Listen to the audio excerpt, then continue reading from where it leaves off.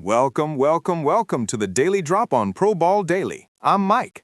And I'm Tara. And buckle up, sports fans, because today was an absolute roller coaster across the leagues. From a jaw-dropping blowout in the NBA to a surprising slump for a perennial NHL powerhouse, we've got a ton to unpack. You're not kidding, Tara. We're talking about a performance so dominant, it makes you question if the other team even showed up. And then we've got a stat out of MLB that practically broke our rating system. Let's not waste any more time. Let's just dive right into the hardwood, because the NBA delivered some fireworks and some absolute duds last night. And we have to start with the Charlotte Hornets, Mike. Number one in our power index at a staggering 77.8 points, and they absolutely backed that up, blowing out the Sacramento Kings 134-90. That's a 44-point differential. 44. Are you kidding me? A 44-point win isn't just a win, it's a statement. It's an announcement. It's the Hornets putting the entire league on notice that they're not just at the top of our power index, they're playing like it. I mean, scoring 134 points against anyone is impressive, but to hold the Kings to 90? That's dominant on both ends of the floor. What do you think, Tara? Is this level of play sustainable for Charlotte? Or was this just a perfect storm against a struggling Sacramento squad? I think it's more than a perfect storm, Mike. When you look at the Hornets topping the power index, it suggests a consistent level of excellence. This wasn't just a flash in the pan. This was a team executing, clicking on all cylinders. Now, can they do it every night? Probably not to a 44-point degree, but this kind of performance breeds confidence. It says they belong in that top spot. The Kings, on the other hand, well, that's a tough look. You don't lose by 44 points with some serious soul-searching after the game. Absolutely. And speaking of our power index, the San Antonio Spurs are right there at number 2, 76.8 points, followed closely by the Oklahoma City Thunder at 76.3. The New York Knicks, who had a good win last night, are at 4 with 74.1 points. But then we get to the Los Angeles Lakers at number 5 with a noticeably lower 62.3 points. That's a significant drop-off from the top 4. Tara, what's happening with the Lakers? Are we seeing the cracks in the foundation, or is this just a tough stretch for a team that's trying to find its identity in a competitive Western Conference? Mike, the Lakers at 62.3 points, barely clinging to the top 5, that's a red flag. Historically, you expect them to be challenging for the absolute top spot. This isn't just a tough stretch. It speaks to a deeper inconsistency.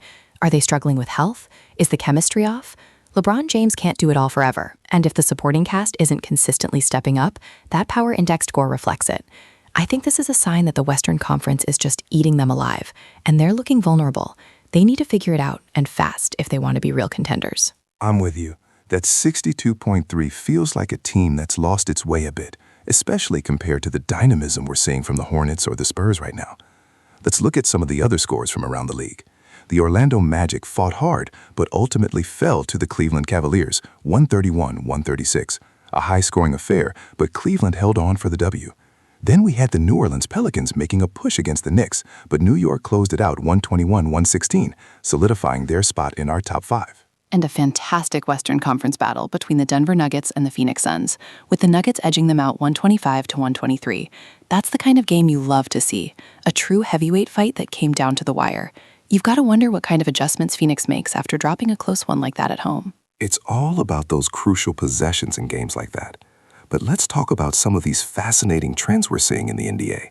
The Atlanta Hawks went from a dismal 55% win rate in February, which was 18.2 points below their season baseline, to a scorching 91% in March, which is 18.2 points above their season baseline. Tara, what in the world happened in Atlanta between February and March? That kind of swing is mind-boggling. Mind-boggling is an understatement, Mike. That's not just a turnaround, that's a complete metamorphosis. You don't see swings of nearly 37 percentage points from one month to the next without a major catalyst. I'm thinking a few things. Maybe a crucial player returned from injury, perhaps a significant coaching adjustment finally clicked, or they had an incredibly favorable schedule in March. But whatever it was, it worked. The question now is, which Hawks team are we going to see in April? Can they maintain that elite 91%? I'm cautiously optimistic, but that Feb slump still looms. Yeah, I'm thinking either a locker room intervention or a new diet plan, because that kind of turnaround is unheard of. On the flip side, the Brooklyn Nets went from bad to worse, dropping to a paltry 17% in February, 11.1 points below their season baseline. That's just a disaster. Are they officially in tank mode, Tara? Is there any hope left in Brooklyn this season? At 17% in February, I'm afraid to say, Mike, that hope is a luxury the Nets can't afford right now. It screams of a team that has either completely given up or injuries have decimated their roster to an unsustainable degree. If they're not overtly tanking, they're certainly performing like it. It's tough to watch for their fans, and it definitely suggests they're looking towards the draft or next season for any kind of significant improvement. They need a complete overhaul, I think. Agreed. Rough times in Brooklyn. All right, let's shift gears from the hard court to the diamond, because MLB is in full swing and we've got some absolute monsters in our power index. The Atlanta Braves lead the pack at 70.5 points, followed closely by the Cleveland Guardians at 68.7 and the Texas Rangers at 63.3. And Mike, we have to talk about the stat of the day in MLB, because it's something I haven't seen in a long, long time. Nolan Schubart posted a jaw-dropping 72.25 MLB rating in Cleveland's wild 10-5 win over Arizona. A 72.25 MLB rating? That's not just a good game. That's a Hall of Fame caliber single-game performance. What do you even do to get a rating like that? Hit 3 homers, steal home, and pitch a few innings? I'm still trying to wrap my head around it, Tara. A 72.25 is astronomical. He must have been absolutely untouchable at the plate. Probably multiple home runs, driving a huge chunk of those 10 runs, maybe even making some incredible defensive plays that don't always show up in the box score, but contribute immensely to a win. That's a game that gets remembered, a game that puts a player on the map, and it directly fueled that big 10-5 win for the Guardians over the Diamondbacks. Cleveland is looking very, very good. They certainly are, and that kind of individual performance can elevate an entire team. Speaking of big wins, the Los Angeles Angels shut out the Dodgers 3-0 in a freeway series shocker. Mike, a clean sheet against your crosstown rivals, especially a powerhouse like the Dodgers, that's a huge statement, especially for an Angels team that sometimes struggles to find consistent pitching. Absolutely, Tara. That's a statement win for the Angels. No matter who's on the roster, beating the Dodgers is always a big deal. But a shutout? That's incredible for their pitching staff and gives them a huge confidence boost. Elsewhere, the Braves held off the Rays 3-2 in a tight one. The Yankees put up 8 runs against the Cubs, and the Detroit Tigers blasted the Colorado Rockies 11-8 in a high-scoring slugfest. And let's glance at some of the MLB trends, because they tell an interesting story. The Arizona Diamondbacks, who just lost that 10-5 game, have only won 44% of their games in March, 7.7 points below their season baseline. Mike, it looks like that loss to Cleveland wasn't an isolated incident. They're in a bit of a rut. Yeah, the Diamondbacks are definitely struggling to find their rhythm in March. On the other side of the coin, the Atlantics, believe it or not, have gone 63% in March, which is 7.5 points above their season baseline. An unexpected surge from Oakland, which typically struggles. Maybe they're finally finding some consistency. But then we have the Boston Red Sox, who are absolutely reeling, only winning 30% of their games in March, a staggering 10.0 points below their baseline.